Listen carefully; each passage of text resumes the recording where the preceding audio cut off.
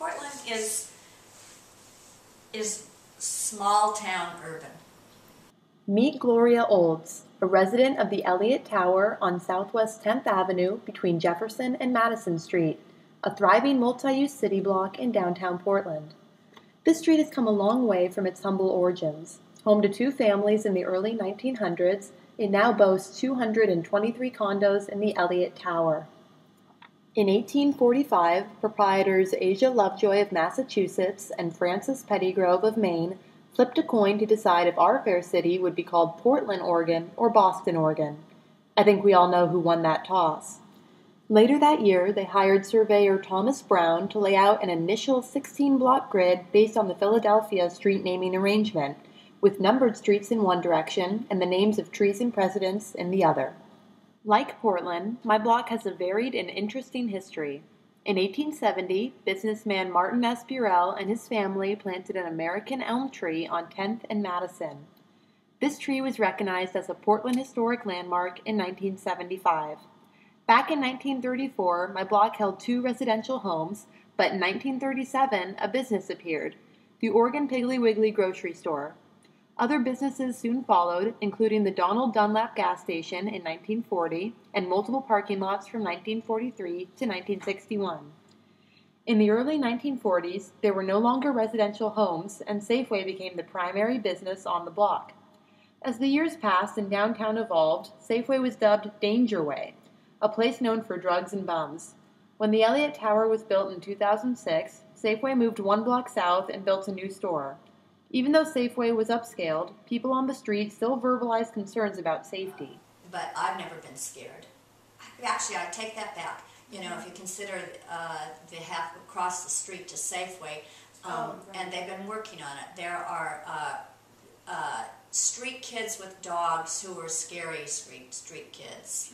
Yes. And they're the tough ones with the metal and the whole deal. Right. Jennifer Zika, manager of the rental sales gallery located on the ground floor of the Elliott Tower, echoed Gloria's observations about safety. There's some interesting characters. Right. Yeah, we've had, the police have had to come by and move the homeless along. We've had drunken homeless people who have hung out in front of the establishment, and we've had to have someone escort them away. They're often on the corner there at the Safeway, and they have to, question and shoo people away and sometimes arrest people. In addition to interviewing Gloria and Jennifer, I polled 15 individuals walking on my block. A man in his mid-20s noted that while he would feel safe walking on this block after dark, he's, quote, 6'1". It might be different for a little lady, end quote. Also, 2 women in their 30s verbalized that they would feel safer if there were, quote, more eyes on the street, end quote.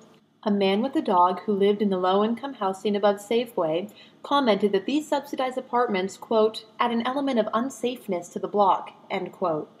Still, the majority of people questioned said they would feel safe walking on 10th Avenue between Jefferson and Madison after dark.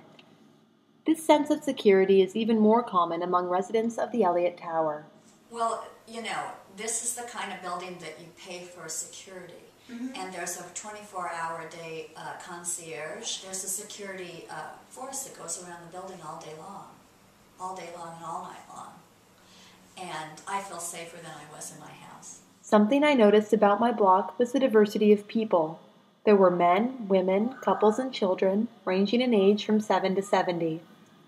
Likewise, Gloria commented on the diversity of people living in the Elliott Tower.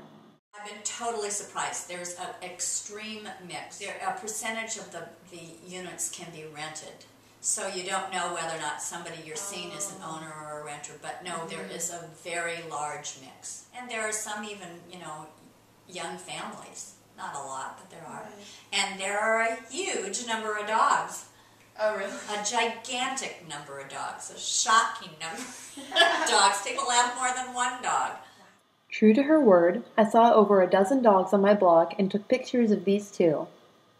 Towards the end of our interview, I asked Gloria to summarize why she moved from a residential neighborhood to an urban setting, and here is what she said. Well, because we're getting older. Mm-hmm.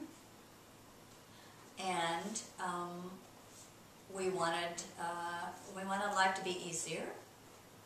A side benefit is we don't have to drive as much. We do lots of cultural activities. That's what we do.